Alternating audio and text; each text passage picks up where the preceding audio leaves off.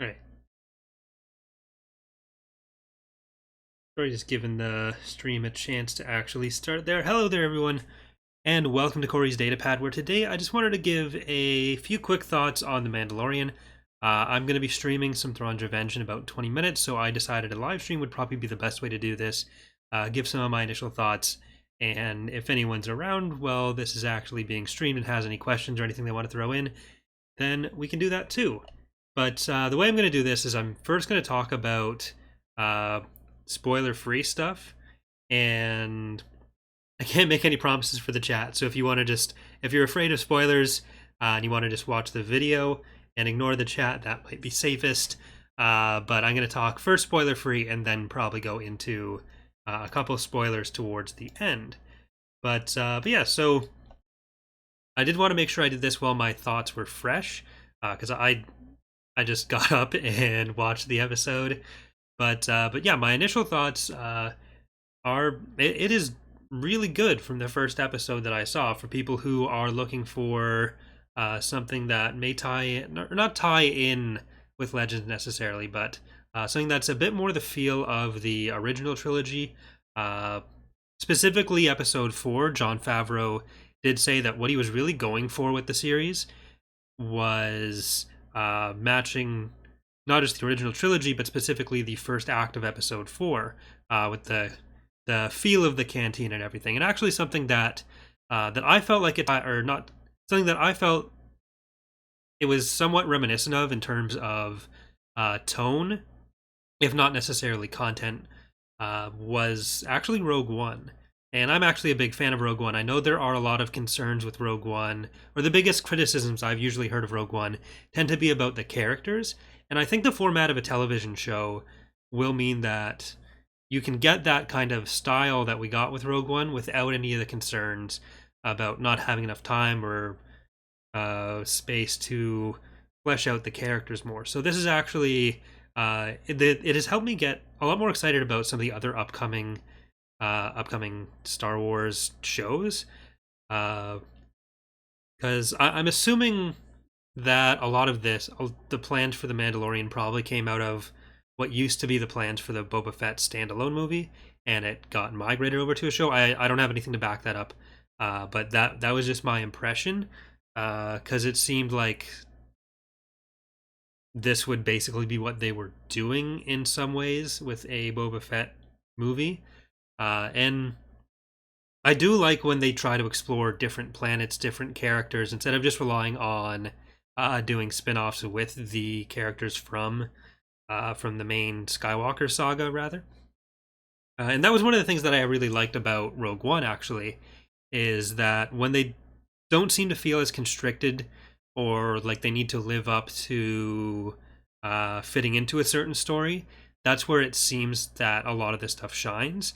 And I did enjoy the Clone Wars and Rebels. I haven't seen Resistance, but for what they were, but those were clearly shows that were marketed more toward, or they were intended more for a younger audience, and that does not seem to be the case with the Mandalorian. So the Mandalorian is really what I would have wanted out of if you had asked me what I wanted out of a Star Wars TV show.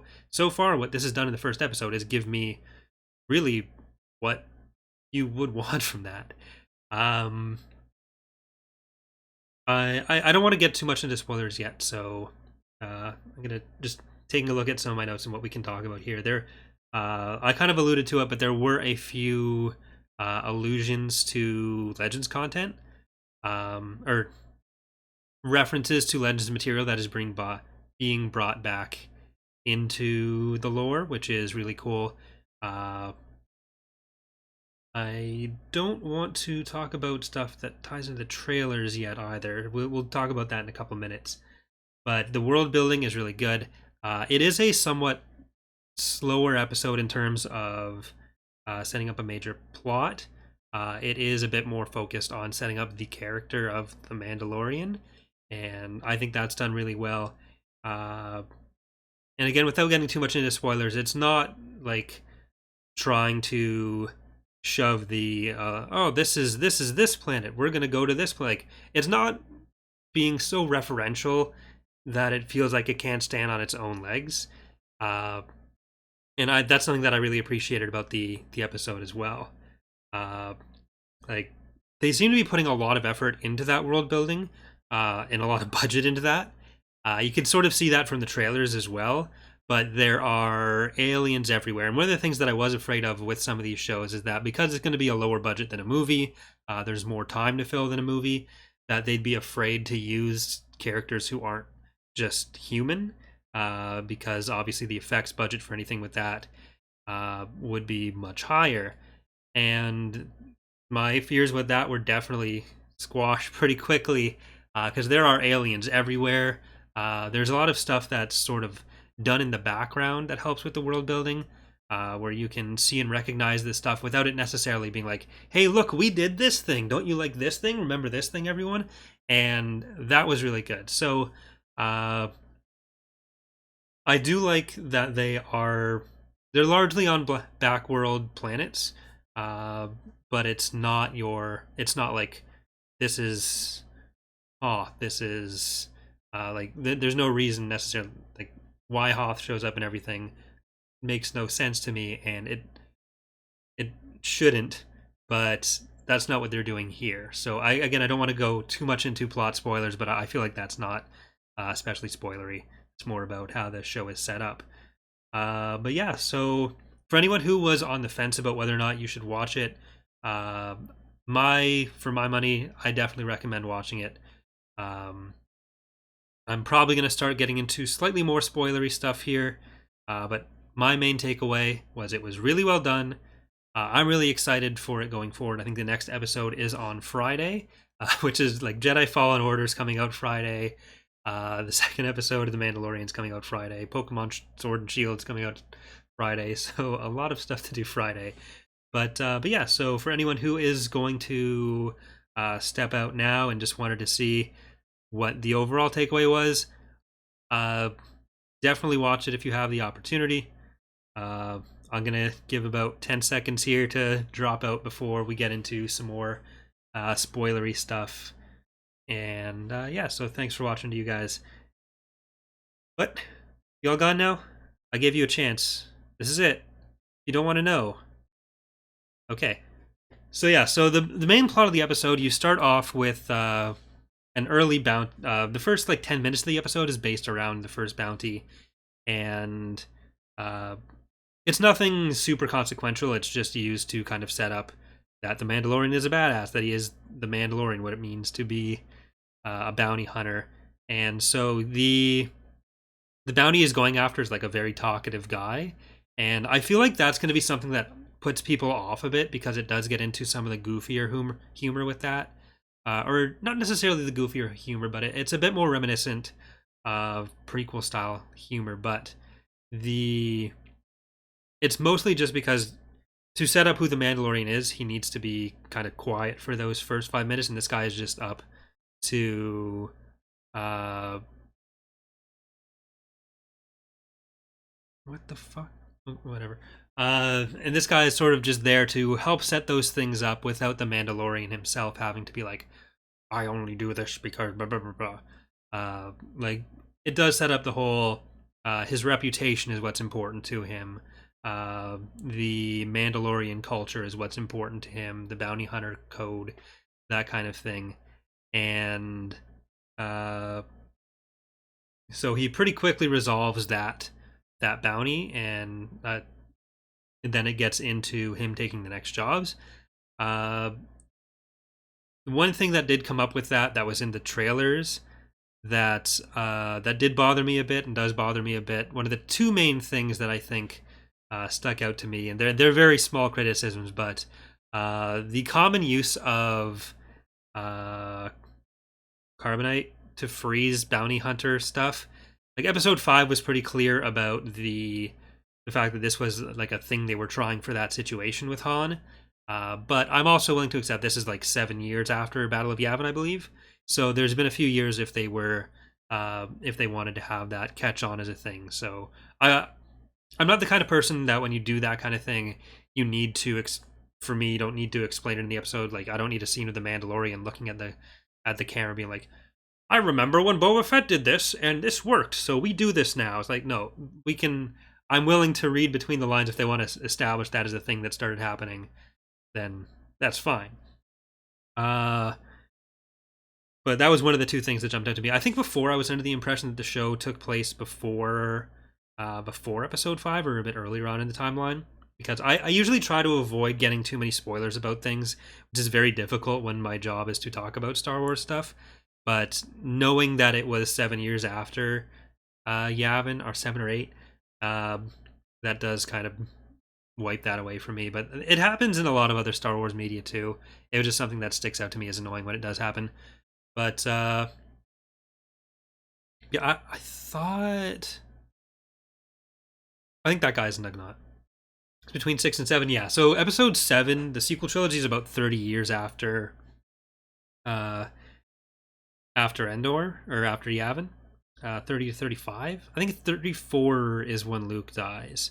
But we do see a bit of the dilapidated Empire. There's a lot of mentions of the Empire going under, and that's one of the main grander narrative connections we get, because we are more focused on the Mandalorian.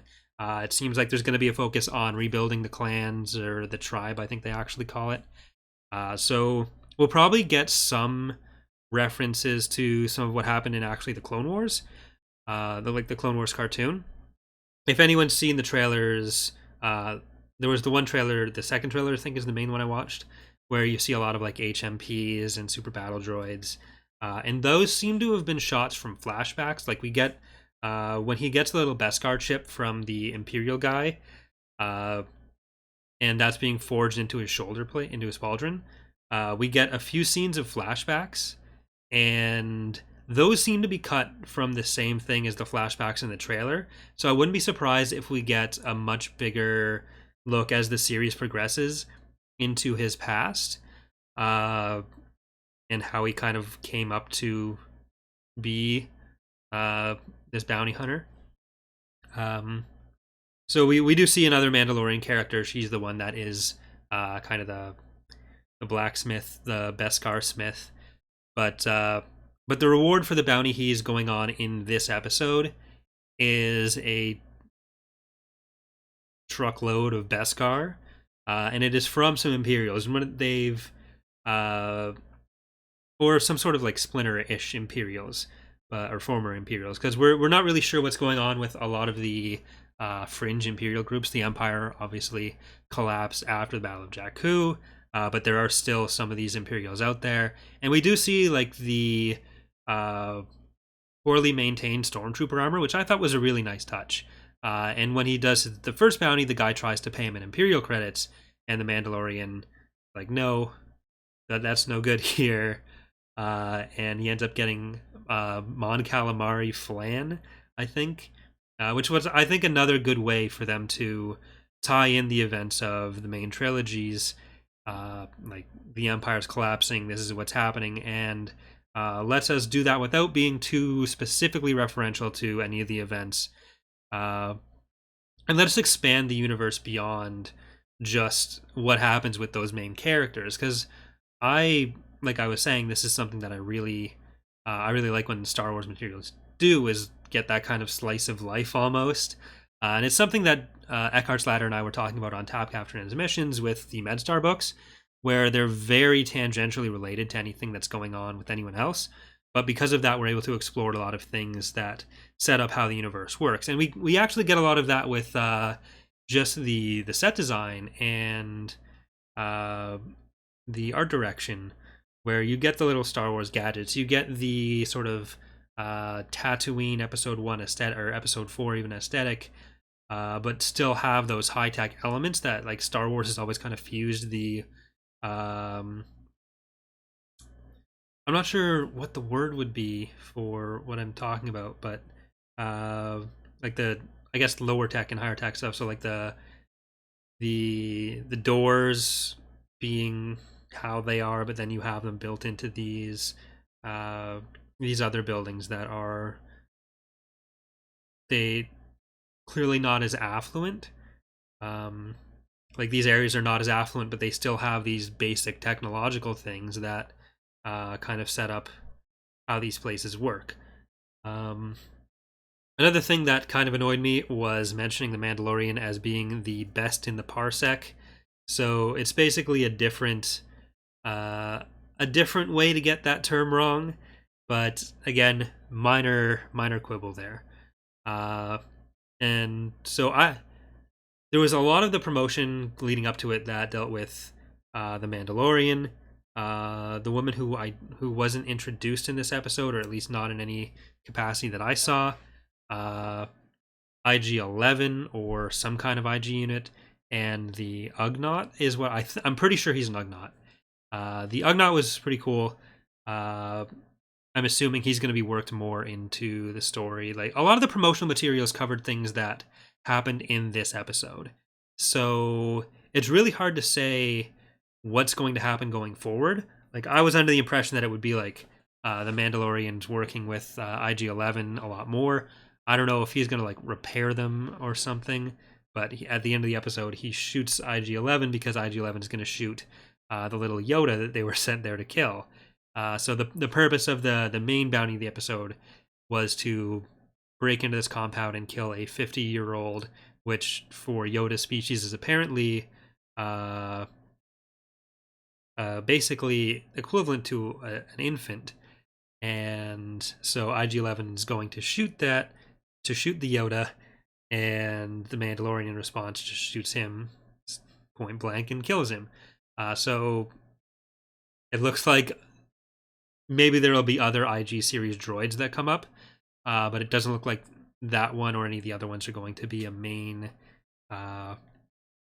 character. And that one was actually voiced by Taika Waititi, I'm pretty sure. And I love Taika Waititi, so that was fun. But yeah, so far I like all the characters they've introduced, even though I'm not sure how many of them are going to play any kind of a significant role. I thought it was fantastic with the world building, like the rusty stormtrooper armor, the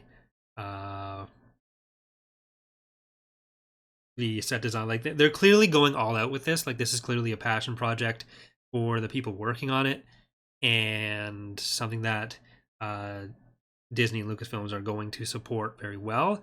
And if this is what we can expect from yes, please like the video. If this is what we can expect from the show going forward, if it can maintain this, if it's especially if it's going to get as the plot develops for it more, because obviously this was something that was very much about setting up the show and less about getting into what the implications of the main plot will be. I think we have a lot of positive stuff we can look forward to for this.